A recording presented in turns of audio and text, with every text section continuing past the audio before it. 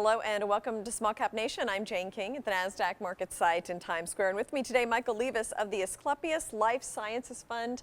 Michael, thank you for joining us today. Thank you for having me. What an exciting field to be investing in. Absolutely. And I was reading about your fund, healthcare, pharma, biotech, agriculture, really encompassing a lot of different areas there. So I guess give me an overview of what your fund is. So what we are, we're very unique in the respect that we're a life sciences fund that invests in all of the alternative asset classes. So we have private equity, we have venture, I see. and we have the public markets all in one structure. Public markets. So there are stocks? Correct, Okay. absolutely, yeah. So it's a hedge fund, private equity, and venture capital all in one. Okay. And it's in a master feeder structure, and we have an onshore and an offshore feeder as well. Okay, and let's go through each one of these sectors. Sure.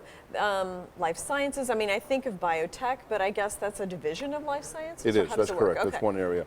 Well, you know, you have biotech, you have now biosimilars, we have Pharma. healthcare, we have pharma, large cap pharma, mega, you know, the Okay. whole thing. We have the smaller. Yesterday we were with a company, as a matter of fact, that has a phenomenal oncology drug, but they need some help in putting that out there and getting it, you know, to the point of the research, the development, et cetera. So we're helping in that respect as well with them. Okay, and Yeah. agriculture too. So how does that fit into life sciences? Well, the agriculture, for instance, the Bayer and the Monsanto deal that just Okay. was announced Sure. just recently. So Yep. situations like that we'll be able to partake in.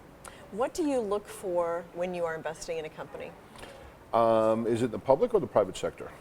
Okay, let's go public first. Okay.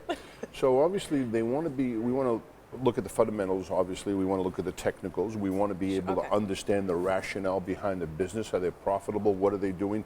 Sometimes in these areas, as you know, they might have a specific drug or some type of formulation that hasn't been exactly approved. So they might be negative, but we understand what it's going to lead to. So we will invest in that. And then, of course, the larger companies, we believe, like the Bristols, the Lillys, the Mercks, the Intuitive Surgicals, companies like that, obviously we invest in as well, and we look at strictly the metrics, the fundamentals, and then the technicals, and invest from there. And private companies, what do you look for there? The private companies are something very unique, an asset. We've kind of focusing on three areas: rare diseases, orphans, and pharma in all of those areas. But we're looking for specifics that we believe are going to be in the cutting edge going forward. Because if you look at the statistics, they're saying that pharma is going to grow 22% over the next 5 years, and already $400 billion a year industry. So I mean, these are incredible numbers. So Okay. that's what we look for. Now, some of these areas, biotech in particular, can be very risky. I mean, they've got a lot on one drug, it fails. I mean, we see that with the big companies too. Eli Lilly had that with their Alzheimer's drug. Sure. How do you manage that risk? Well, in the public sector, obviously, hedging is a very, very integral part. So we're always writing calls, or we're writing puts, Okay. or depending on what, you know, whether we're long or we're short in the name, et cetera. So we're hedging it with that, without question. Okay, and tell me about your team. The team is phenomenal.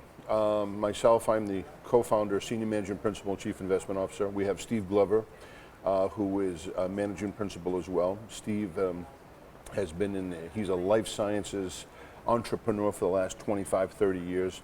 Brought several companies public, has done $10 billion in M&A, just a fantastic track record. Dr. Stephen Gerst. Dr. Gerst is an MD, MBA, PhD, very learned. He's more in the medical device area, the hospitals, and that is incredible background. Used to work with Governor Rick Scott at Columbia HCA. Okay. So that's the team, and then we have several people underneath us as well. Okay, and how do you see the overall industry? You mentioned 22% growth in pharma.